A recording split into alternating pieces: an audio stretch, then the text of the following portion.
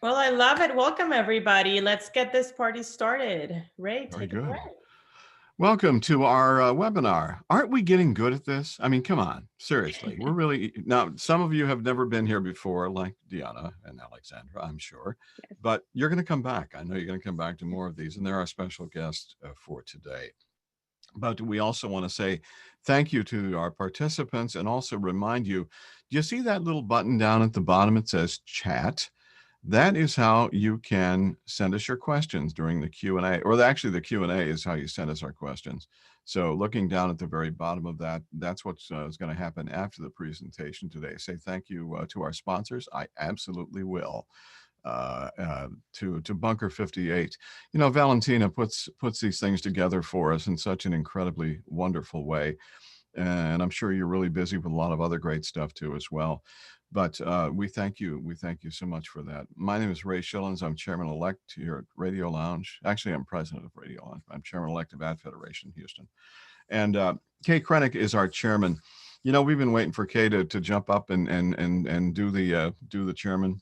And what a great year this has been. I guarantee you this has been a very good year for us. We've done so many things differently and so well, thanks to Kay. And we've got a great team. Everybody say, yeah, we got a great team here. Kay Krennick is chairman of the American Advertising Federation Houston and principal at Kay Krennick Creative. And she's on right now. Go ahead, Kay. Your microphone is muted. That I've only been doing Zoom since March. Okay, this has turned into a progressive commercial. Stop it. Okay. Welcome, everybody. I know you're not here to see me. I say that every month, so I'll just go. I have two things I want to talk about. One's past and one is future. The past is 2 weeks ago, November 5th through the 7th, we had a phenomenal AAF student conference, and I know a lot of you online participated in it.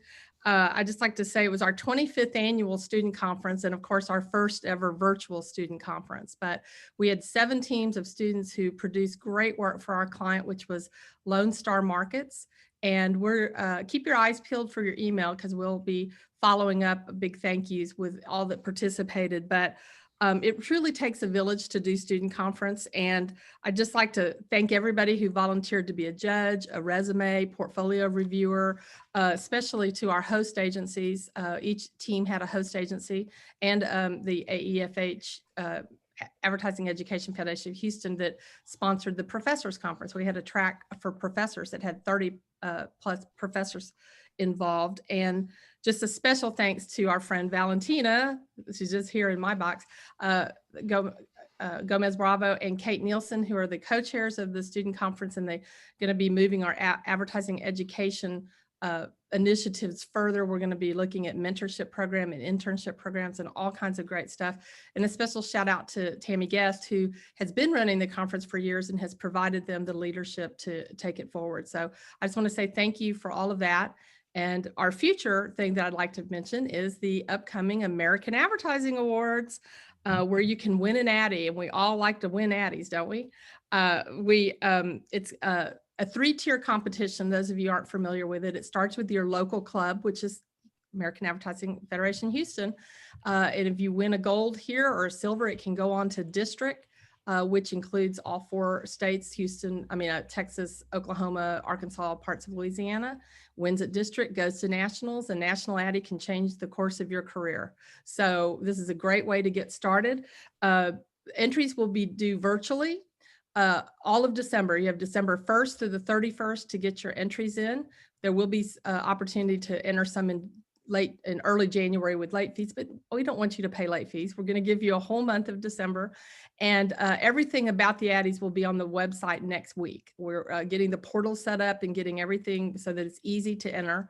And any questions that you have, you should be answered there, or you can reach out to us. But the last thing I'll say about the Addies is make sure your memberships are up to date, because you get a member entry rate that you don't want to pay a non-member entry rate for. You might as well be a member and enjoy the benefits of membership of the club all year. So those are my 2 things, past and present. We had a great conference and we've got a lot to look forward to. And thank you everyone for being here today.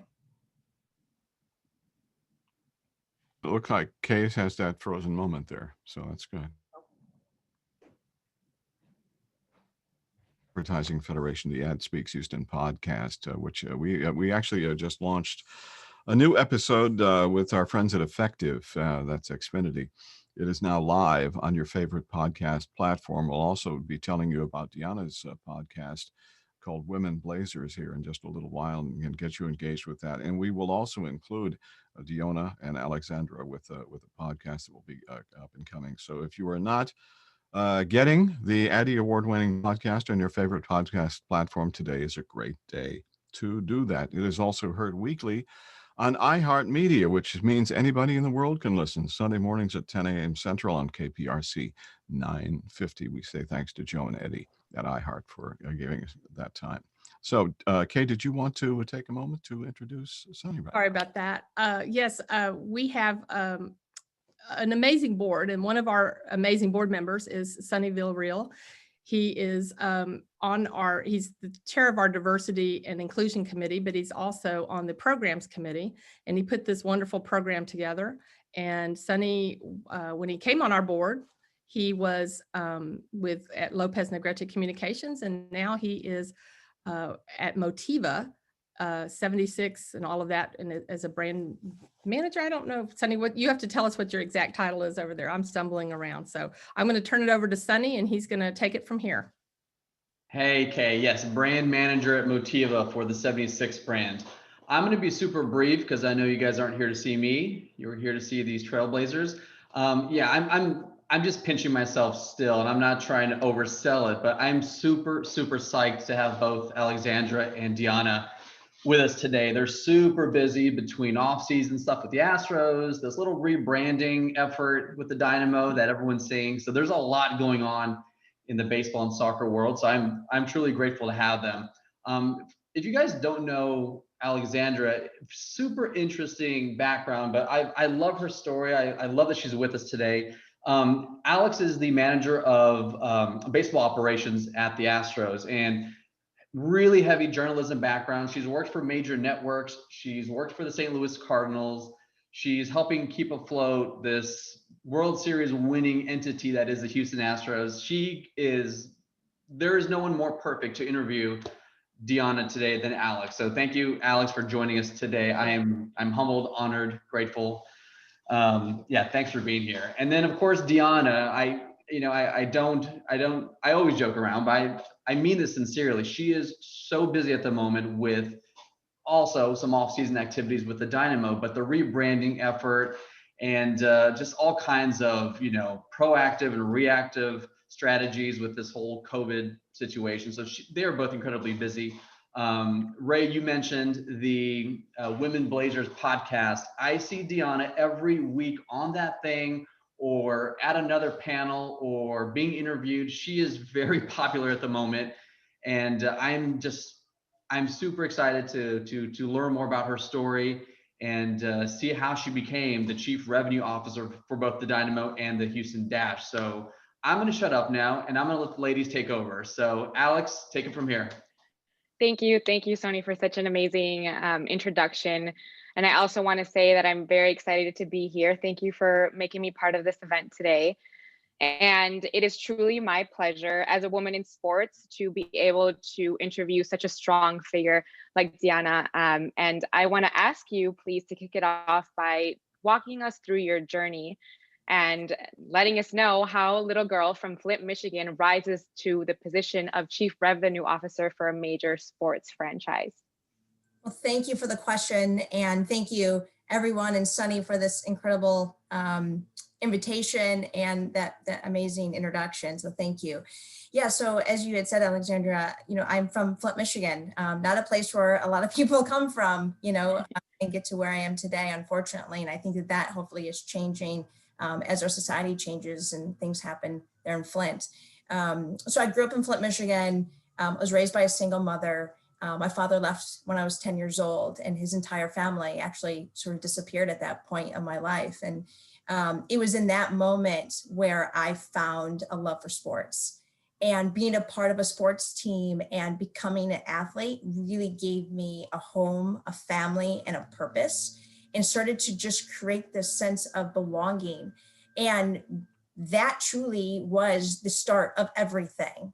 And how I felt about being an athlete is how I wanted to feel for the rest of my life. And so I had some incredible experiences growing up, just being an athlete, being obsessed being an athlete, and then obviously looking up to NBA stars. More specifically, my career starts in the NBA, and I'll get into that in just a second. But it was like absolutely my thing. I'm a big Michael Jordan follower and fan when I was growing up. I'm from Michigan, so the Detroit Bad Boys, the Pistons were a big part of my life. And so early on, my mom, through her connections, she had this friend who had season tickets for the Pistons. And there's this one moment where he was able to get me and my best friend tickets to sit at the scores table at a Pistons game. Wow. And at that game, I remember all these people walk around in suits. And I said, I don't know what those people do, but I'm going to do that. And I put my head down. I worked hard. I put myself into college through an academic scholarship at Central Michigan University, and graduated as a first generation grad from Central. And it was there where I started to explore, okay, what do these people do in suits? That was the key thing, and trying to discover that. So I went out to sports. I went out to the Pistons career fair that they were hosting. I started asking questions. And interesting enough, when I told them, when they started explaining to me that sales and what sales was, like, this is an opportunity for you to connect and create fans like yourself, bring people closer to the game, and hopefully inspire them the way that the game has inspired you.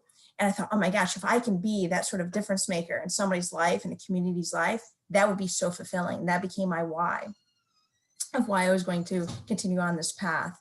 And so I had some really great advice in college. It was, if you want to be a really good seller, study marketing and advertising. So my degree actually is marketing, and I have a minor in advertising, specifically because marketing and advertising is the science behind a sale. You have to understand who you're connecting with, how you're connecting with them, how you communicate, how you can engage. So ultimately you can convert. And I will fully admit to you advertisers that we will mess this up. Sellers will mess it up. We don't understand the science behind why we're selling, what we're selling. And so I felt so lucky to have gotten that advice in college and to take that path and graduate with my marketing and advertising degree. So when my senior year, I was afforded an opportunity through an NBA contact to apply for an invitational career fair where all of the NBA teams were going to be in Chicago for a weekend, recruiting top talent out of college. 150 college students were invited to this very exclusive recruiting event. So I was lucky enough to get that invitation. And I walked away from that event with 6 job offers with 6 teams.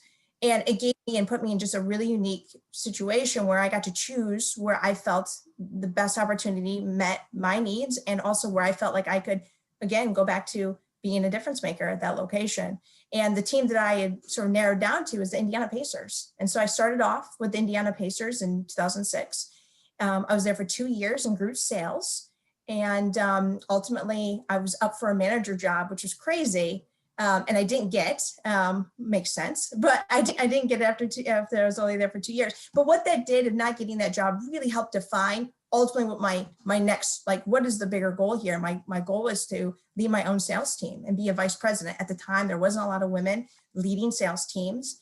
And so I felt like that was sort of this aspirational path for me. And I wanted to do it in a condensed timeline, so I gave myself more room. So I left, went to the Detroit Lions, was in Detroit Lions for 6 months. I got called back from the Pacers to be the director of group sales. I was with the Pacers for another 4 seasons after I came back. So I was with the Pacers for 6 years. I then left the Pacers and went to the NBA league office, where I got to work in New York with a division called Teambo. It's Team Marketing Business Operations, traveling the country and basically the country and consulting teams on best practices and how to generate revenue through ticket sales, marketing efforts, as well as sponsorship.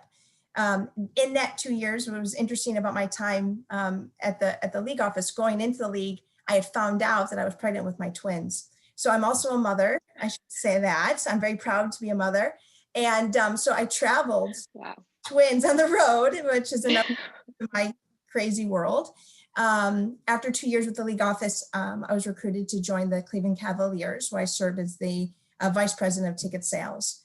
When I got to the Cavs, they were the worst team in the NBA, but as the story goes, LeBron made his announcement that he was coming home to Cleveland about 3 months after I had started, and the business looked upside down to upside right. And everything that I went there for sort of changed in terms of focus of building the team back up. Now it's about maximizing revenue, maximizing opportunity and loyalty with our fan base. So I spent almost 5 years with the Cavaliers, and then transitioning here to the Houston Dynamo and joining the MLS, taking the opportunity to join the C-suite, expand my leadership, not just over ticket sales, but also over corporate partnerships and our partnership strategy and marketing. And so that's how I got here. That is the long-winded short version of how I got here. That's amazing. As any great career, it's a winding path. It's rarely ever linear. Of course, there's been obstacles on your path. In your path, I don't want to concentrate on the obstacles, although we can touch on a couple that have maybe defined your path. But I want to concentrate or ask you, what lessons did you learn from these obstacles that have helped you, that along the way that you've taken with you, that motivated you or that helped you face adversity? I'm always really interested in the lessons that one learns from difficult moments. Yeah, I think every time I hit sort of a wall, I felt like it wasn't a situation where I wasn't gonna let somebody else decide what I was ready for. I had a choice to make, to stay and continue on and seeing if there's an opportunity later, or I was going to make a move and go somewhere else where the opportunity was available to me and where somebody valued the talent and what I was going to bring as a difference maker into that organization.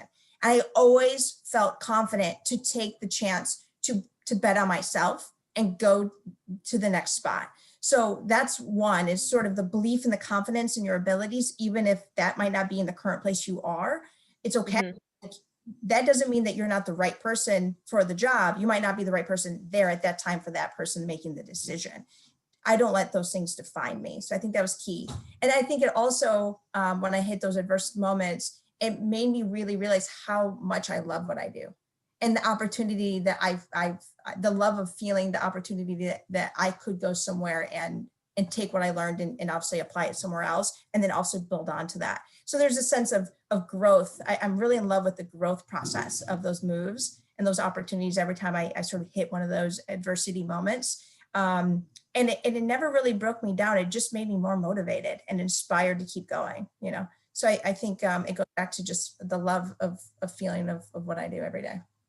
Thank you for sharing that. And of course, before we move on, I need to shout you out on traveling with twins and being a mother and being in this position. That is just amazing. I can imagine that was difficult. It was I think it was emotionally difficult for anybody who's a parent, mom or dad, leaving your kids. I think that's another thing too. I mean, often women get a lot of, credit for working. It's like, it's hard for dads too. I respect that dads and mothers equally appreciate the value their time with their children. And so in terms of considering inclusion in this conversation here, right. Traveling away from the kids was really challenging. I have a great partner in my husband who sacrificed his career as a registered nurse to stay home with our twins. He continues to stay home with our kids, and we have a number 3. So it wasn't so bad where we didn't have more kids. So we had a third. Absolutely. And kind of stemming from that, as a Black woman in a position of power, how do you use your platform to inspire other women, and then especially other women of color? Yeah, that's a very timely question considering this exactly our environment in this year. And it's one of those things that's really interesting to me because I grew up as, like I said, sort of a disconnection from a family core.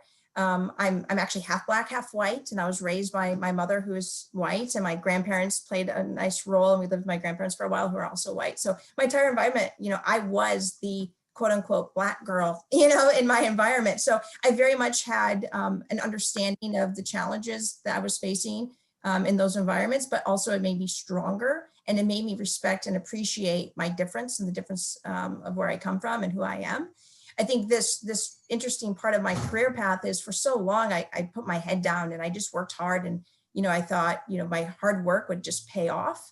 And ultimately it sort of did. And I was able to establish some really strong relationships, some sponsors, some mentors along the path that have really played a big role in my career and my life. And I would say when I got to the Cavs as a VP, it was really the first time I really picked my head up and looked around and realized that there wasn't a lot of women that looked like me, a lot of people of color in those roles, is when you get to the VP position and higher. And there's this, sense of responsibility that comes over you, I think, or it should come over you when you realize that you're in a place that you're a little bit alone. And I really feel the weight of the responsibility to not just open the door, but actually pull people through. And so at the Cavs, I really took initiative to want to hire and create a pipeline to bring more women and people of color into the Cavs organization.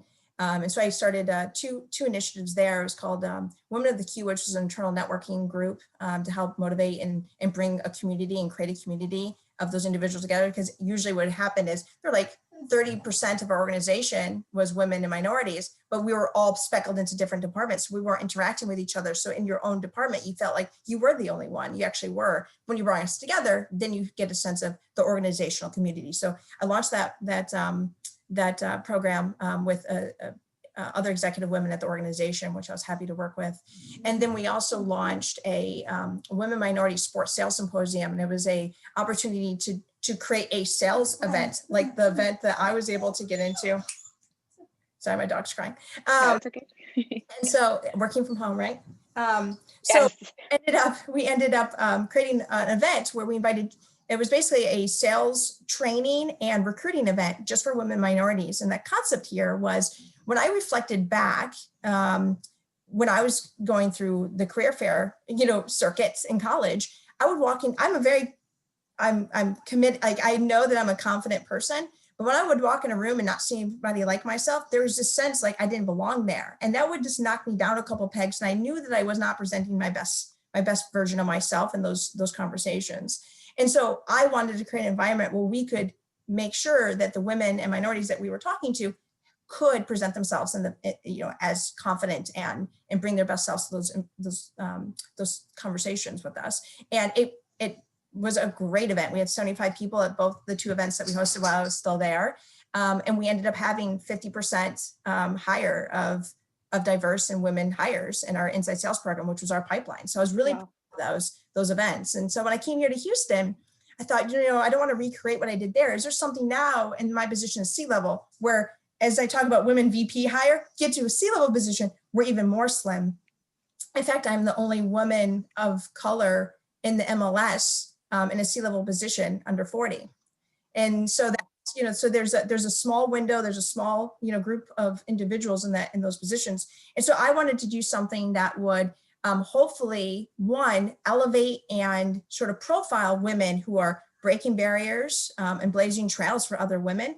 I wanted to normalize women in these positions. And then I also wanted to inspire and motivate other women and even young men, it doesn't matter who you are, as you're listening to a podcast. I thought, okay, I'm going to launch this podcast. And so I don't have, it feels like a third job, but, I put together this podcast and I interview women throughout the industry. So I'm actually coming up, my first season ends here really soon. So it's been a 40-week, process for me. So 20 episodes, 20 women featured, 30 to 45-minute conversations. And they're very authentic conversations, not just about work, but about lifestyle as well.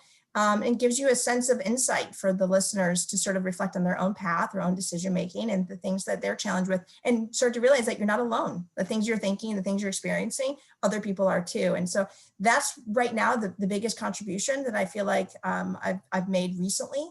And we talk about some really big things, especially as a Black woman. There's conversations about being Black and feeling the weight, as I talked about. So it's really important that we, again, normalize that, not hold back in those conversations and silence ourselves. We got to use our voices, we got to use our platforms, and we have to really put ourselves out there because representation matters.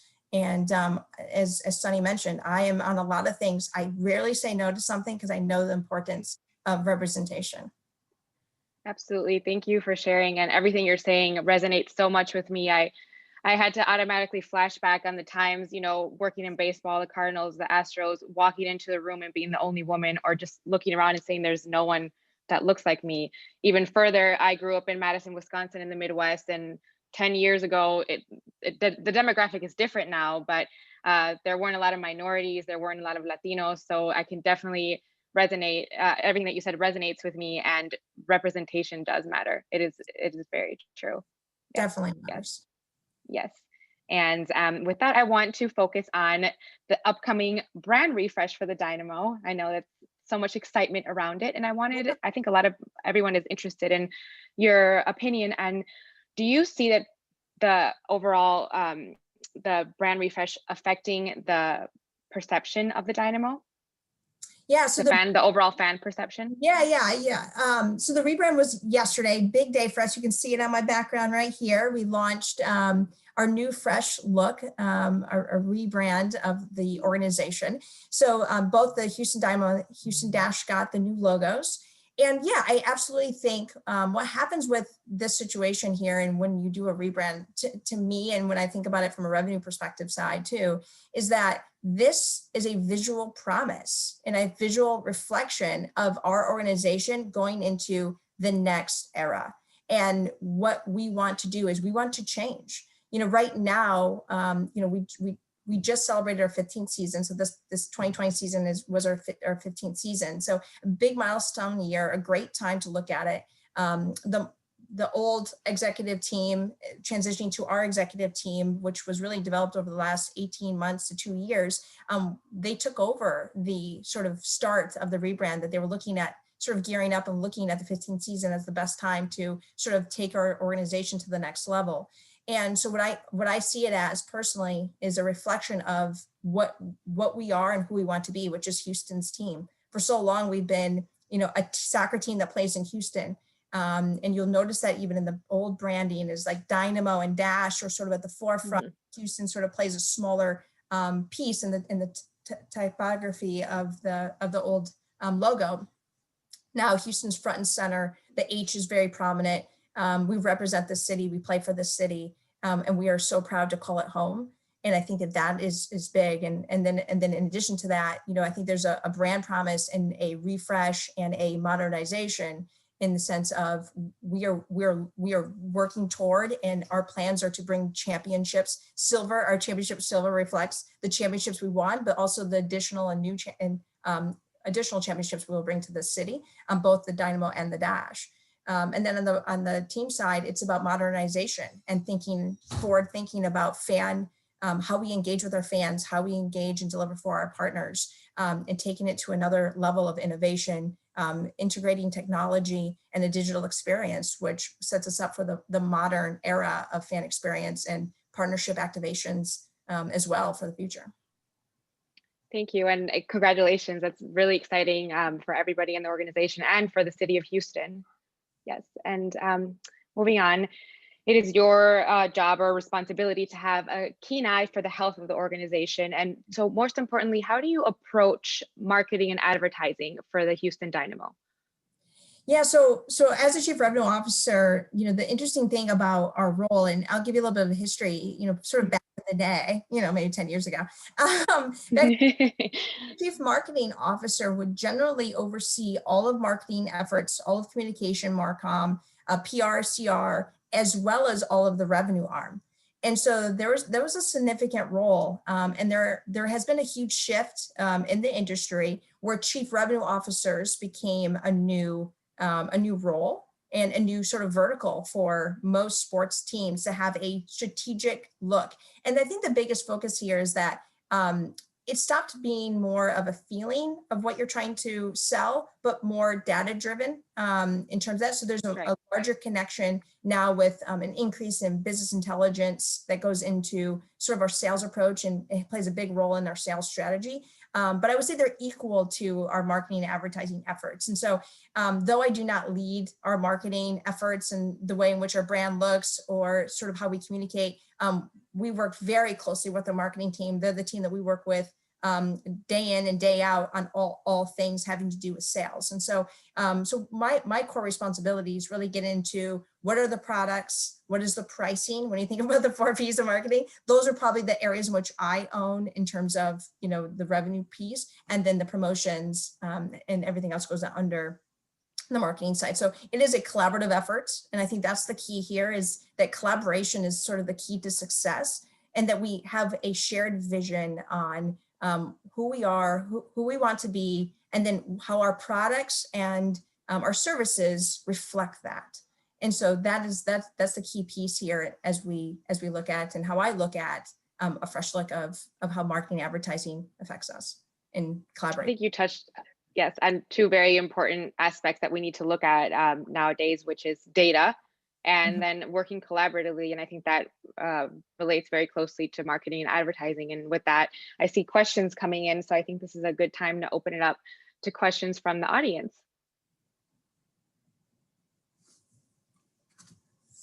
Sounds good.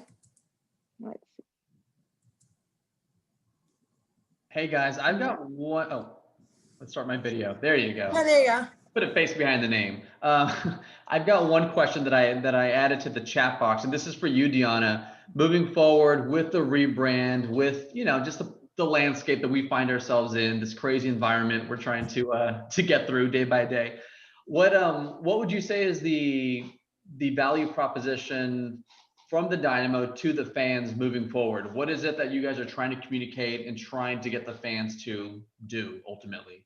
Yeah, I believe in what we built here with our rebrand. The value proposition is that I think ultimately that we are representative of Houston. We want to play a style of soccer. We want to represent Houston in terms of our player and our player development, and that winning ultimately for this city is key. And so I think when it comes down to the rebrand, the reflection of going back to modernization, representation of our city, our interactions, as well as our engagements with the community, we want to be and will be a team that's completely interlocked with our fans. And I think when you look at the H&D, you notice the interlocking letter script of the design. That's a symbolization of the interlocking connection between our organization, our club, with our fan base. And that we are moving forward, considering their needs, their desires. And obviously, I can't emphasize this enough, but you'll read it on social, you'll hear it from any organization. We're here to win for the city, and that's the key here, and that's what we're building toward. That was a really good answer. As a fan, I love hearing that, because if there's a sport that should be unifying, it would be soccer or football, as the world calls it. Hey, Dionna, there's another question. Oh, they're starting to pop up now. Let me read you a question that just popped up. Especially now, who is approving violence on the major networks at prime time? Instead, what would it take to air Dynamo and Dash games live from BBVA at prime time on a major network in Houston? Pretty candid question. Yeah. I mean, obviously, all broadcasts, and especially national broadcasts, that's all negotiated and worked through from the league level. So on our local, we're with Tegna. So we broadcast, and we actually this year specifically, obviously before COVID, our strategy was to be more prime time. In the past, the Dynamo had played at various times throughout the day, sometimes in the afternoon, and we made a huge positioning move going into 2020 to get our schedule to be almost exclusively prime time. And then our new partnership with Tegna was another piece from a broadcast perspective. But national broadcasts, and those deals and those negotiations of times are all happening at the broadcast level. So as our team continues to improve on the field and becomes a higher demand, I think on a national scale, we will start to take on more of those broadcast spots. And again, that goes back to winning and filling our stadium and really delivering on those fronts to inspire and create motivation for broadcasts and national broadcasts to pick us up. Yeah, I'll add to that for Tracy, but as a sponsor now and as a previous agency partner, Dionna, I've seen the calibration, if not the optimization, from one network to another network to Univision to now KHOU affiliates. I can see, and I have seen, the development over the years to get those higher rated and highly visible media partners. So I certainly appreciate it as a partner, but as a fan, it's fairly obvious that you guys are looking for those outlets and those broadcast partners. So as a fan, thank you. Yes. And we have one more question here, and I'm glad that we have Alex representing the Stros, because I see the correlation to the Astros here. But is there a soccer kids family ticket strategy which could get a family of 4 with kids on a team to a game or less for less than $50? Yes, absolutely. So going into 2020, and again, unfortunately, we didn't get to host a normal 2021 season. Going into the season, we actually went through a complete rescale of the stadium. Previously, in 2019 and maybe before, I mean, obviously that was before me, you couldn't get a ticket in the stadium for under $35. And those are obviously the upstairs seats. We made a huge shift. So 42% of our inventory going into 2020 was priced under $30. So that was a significant move for us. And the lowest price point, I believe, was $20 at that point. And then we also teamed up with our partners to create promotional nights, which was not a very popular move in the past for the Dynamo.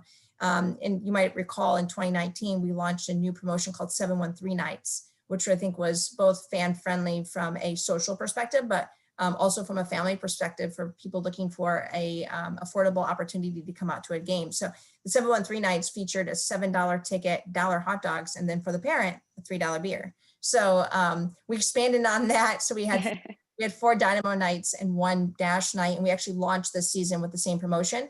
We also launched some BOGO nights as well, which would get you 2 tickets for the price. I think it was $50 for 2 tickets. So $25 a ticket for the most part was the core price point there. So we'll continue to build off that. Now going into 2021, I'm really happy to share, again, this lines up with our rebrand in terms of technology. We have already started to make some big moves from a ticketing front. Last year, we had in 2019, you can imagine this, in September, we actually finally went Wi-Fi in our stadium. We had no Wi-Fi in our stadium up until September of 2019, which is the first move. In the off season, we did a complete restructure of our POS system for the concessions that would allow us to start to do loaded tickets, and then start to do some ticketing opportunities where you can have a ticket in a family pack with like 4 tickets and 4 food meals for a very affordable price point. And so now going into this year, that's going to be an opportunity for us to build off of. We just couldn't obviously execute this year because of COVID not hosting fans, regularly. But in 2021, as long as everything is good, we look forward to having those promotions and having those ticket opportunities for families at an affordable price. I love that. I mean, again, as a family man, as a fan, as a sponsor, I know the value of that 713 offering, the family, packages that you guys do promote every now and then, and it's really killer. So the experience, I'm not just saying that because I'm a fan, but the experience at any Dynamo match, there is not a bad seat in the house. It's really affordable. And yes, it's hot, it's humid, whatever. Welcome to Houston. It's a really killer experience with a fam, with friends, maybe with a few beers, I don't know.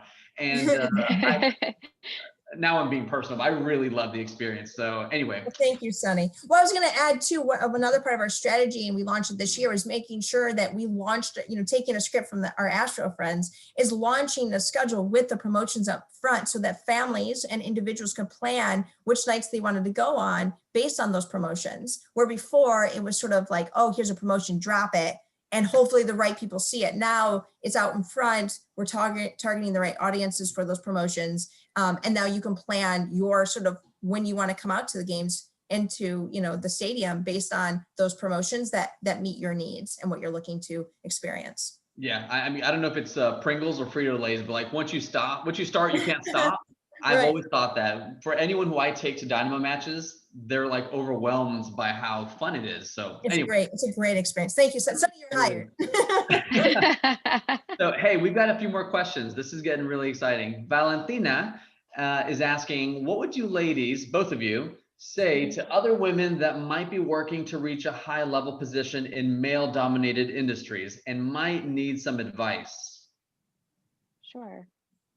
I'll start off. I think Dionna touched on this a little bit.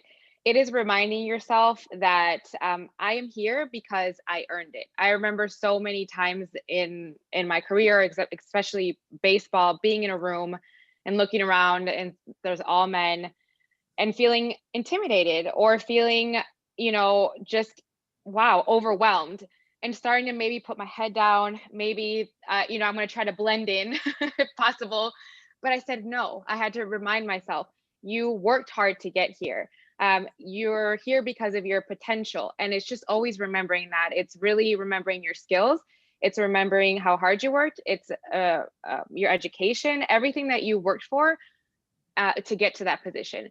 So I always was repeating that you belong here, you belong here. So that is a piece of advice that I can give. Also, find yourself a mentor, outlets. Exactly. Any other women that have already done it, or any other career that women that are excelling in these positions, to find yourself a mentor and have conversations with them. Yeah, I love that. I couldn't agree more with Alexandra. You know, I would just add that something I recognized early on is that just calling it a male-dominated industry puts a wall up for us women. You know what I mean? You know, and Yes, sort true. of branding and stuff. It's a male-dominated industry. It's almost like telling women it's a stop sign. Like, you don't belong here. This is going to be really hard for you. You can come in, but it's going to be really challenging. And I remember that. And so I try to change the conversation, and I would love to rebrand sort of that. Yeah. Yeah. You know, I mean, I think we have to start to Absolutely. of those things. Number two, I would say is when I started to dissect this concept of male domination, it was really interesting that when I really dissected our industry specifically, it wasn't that just, you know, that ultimately if you strip away the word male, like this is a dominated industry. The people who dominate, who are successful, who work hard, who sacrifice, those are the people who are getting to the top. So my advice to any women, I've said this advice on other conversations like this, is focus on dominating. Don't focus on the male, just focus on dominating and continuously climbing the ladder your way, and you will get there. Dang. Okay. I love that. Let's go, Sunny. I wrote earlier, I said hashtag so inspired, but now I'm like getting chills. I'm gonna go dominate. I'm not a lady, but I'm gonna go and dominate anyway. Just dominate. I Yeah, love it. anybody can take that advice. I love it. So we've got a few more questions, guys. Brian Bearden is asking, I know the Olympics always get people excited about soccer. With the postponement of the Olympics, how is that impacting the Dash and Dynamo? And I love that he started with Dash and didn't go Dynamo Dash by default. Thank you, Brian. Thank you. You know, it's interesting.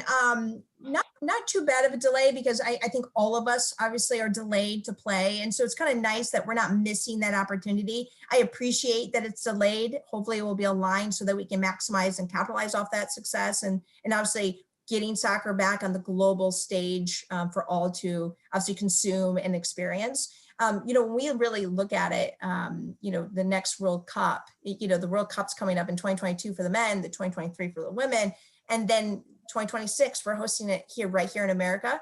And Houston's one of the bid host cities. We're actually bidding to host some of the games here in 2026. And then we double it down in 2028 with the Olympics in LA.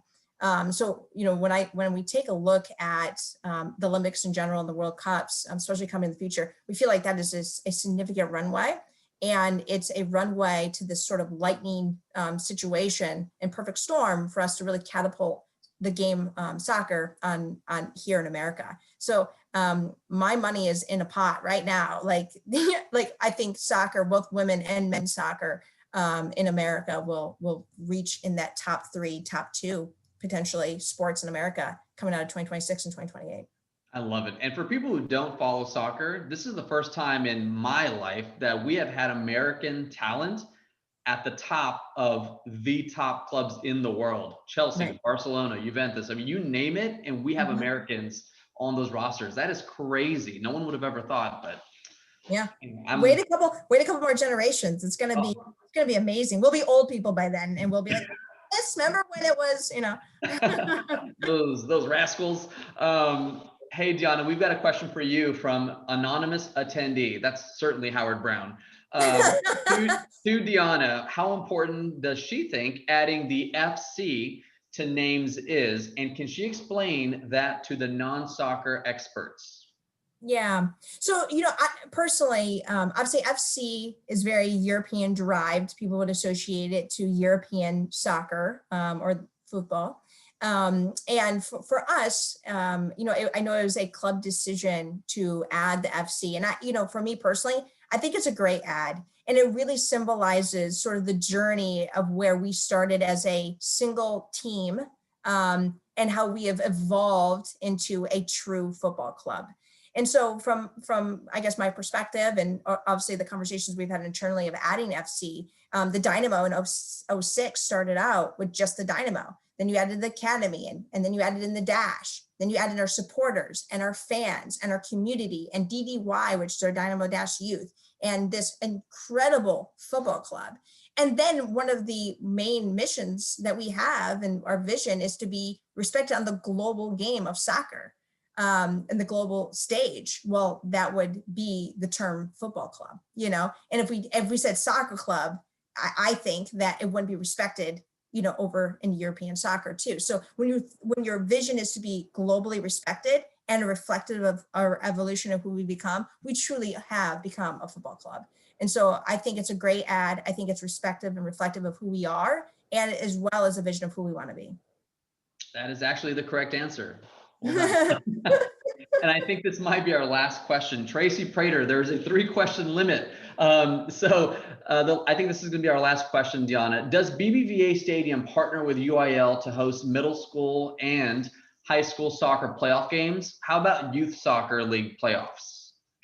Yeah, so we partner with a number of different entities. At the stadium itself, we do not host a lot of outside events. As you guys can imagine, preserving the pitch and the field is very, very challenging, mostly because of weather, but also some of the shade the very minimal shade that's there weakens the pitch. And so we want to make sure that it's pristine for our men's and women's teams. And so there's very minimal events that happen at the stadium. And we're very selective of what those can be. Not to say they can't happen. We just have to be, you know, really selective in how that's programmed in with the schedules of the men and women's teams, as well as TSU, which we host a number of TSU football games there as well in the fall. I think they're moving to the spring now, but and then we have we do have our Houston Sports Park. And so we generally will utilize our training facility, the Houston Sports Park. I think there's 6 fields, 1 MLS regulation field out there.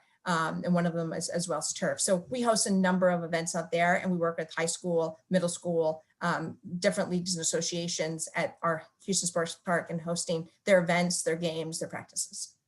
Awesome. Thank you for that, Dionna. I don't think we have any more questions, but before we wrap it up, anyone who knows me knows that I like to give stuff away when people give us, you know, some time. So I have a few things on behalf of Motiva and 76.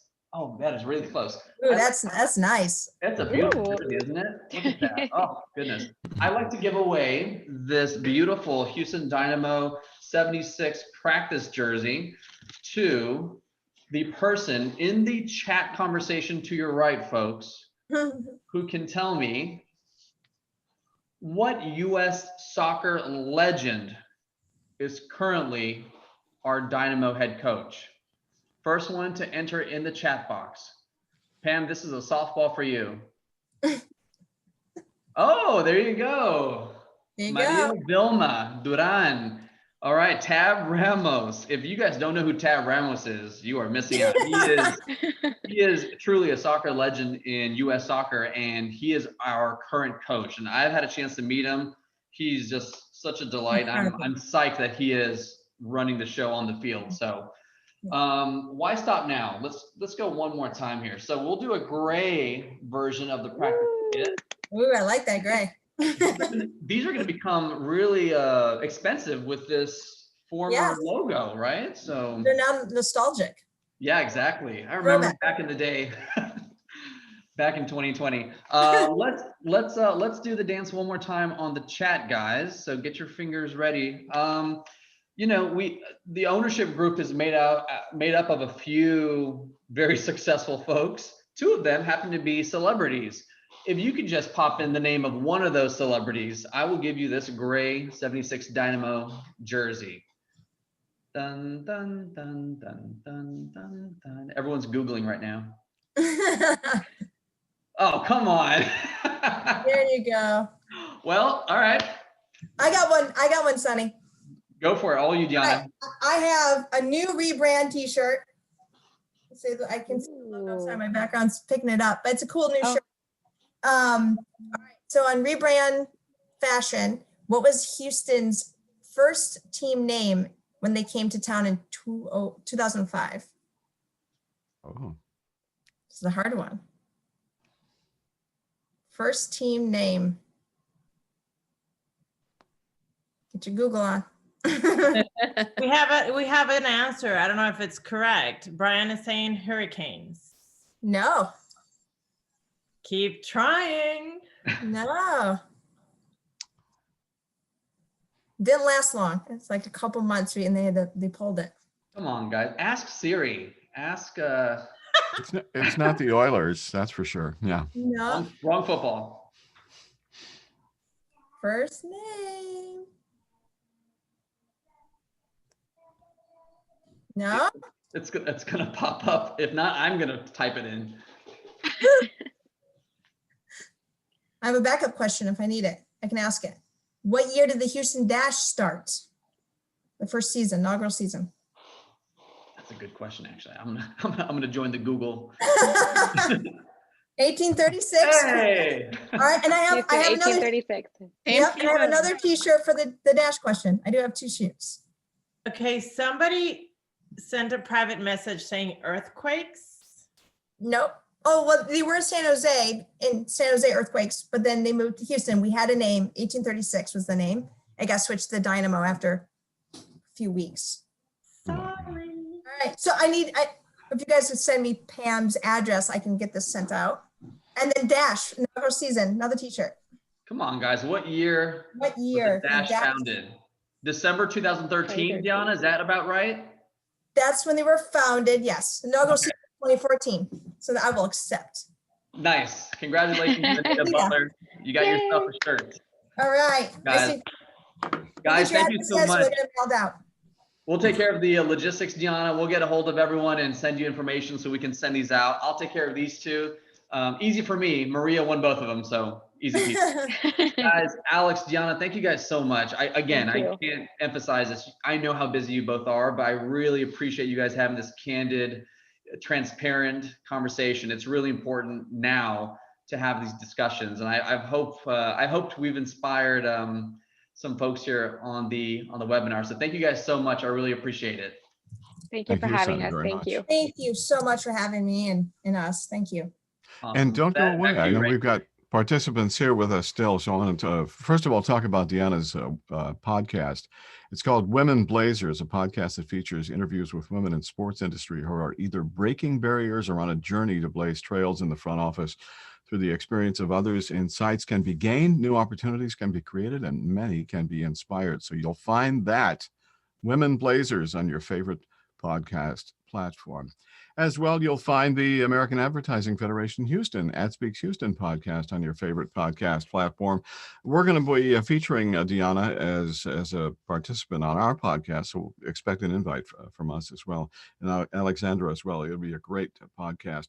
The podcast also heard on iHeartMedia. That means you can go to your smart device and find it on iHeart. It's on KPRC 950 AM, Sunday mornings at 10 a.m. That's our podcast. That's Deanna's podcast. We have membership. Membership is an opportunity now to get involved right now, today. If you're not a member of the American Advertising Federation, you can do so today. Always great rates for both individuals and corporate rates, and we invite you to do so. You do not have to wait for a specific time to become a member of the American Advertising Federation Houston. You can do it today, right now. Don't do it now. Do it in just a few minutes. The American Advertising Awards coming up. We're obviously in 2021. It will be a virtual event, but we are working on the portal. Hope to have it finalized and up on the website very soon. Entries accepted December the 1st to the 31st. Late entries are going to be the 1st to the 5th. Don't wait until the last minute to do this. Do this now, and then watch your inboxes and follow us on social media for all of the upcoming American Advertising Awards information. It will be a virtual event just like this. It will be mind-blowing as well. Also, we recorded today's event, and that's the cool part, because if you didn't get a chance to be here today, you can now share that with a friend, and we invite you to do so. Keep an eye out for an email inbox reminder about that being available. Now, here we come, December, the holidays quickly upon us here. Be safe in what you do. Be smart. Okay, I know seeing grandma is a great idea, but think twice about seeing grandma. We don't normally have a meeting in December, but we do have a webinar planned coming up in January, where it's going to be around the area of creative, and we will let you know more about that as we continue. Also want to talk about something that's going on this afternoon, the American Advertising Federation Hall of Achievement. It's on today, and they were giving away free tickets for that. 3 o'clock Central, celebrating the 10th District's very own Adrian Parker and the rest of amazing individuals as a part of class of 2020. That's today. Go to American Advertising Federation and you'll find out more about that. I don't know whether tickets are still available, but they just might be. So thank you, thank you, thank you. Thank you to Sunny for putting this together. Thank you, Kay. Thank you, Valentina. And thanks to everyone who plays a part in these incredibly fun and successful webinars. This has been a great, Dionna, this has been a lot of fun to learn more about you. And the fact that you've come from Avon Lake, Ohio makes it even better for me. I like that. That's very good. Folks, have a great week. Be safe, be hopeful, be faithful, and we'll see you next time we get together. Thank you. Bye, everybody. Bye.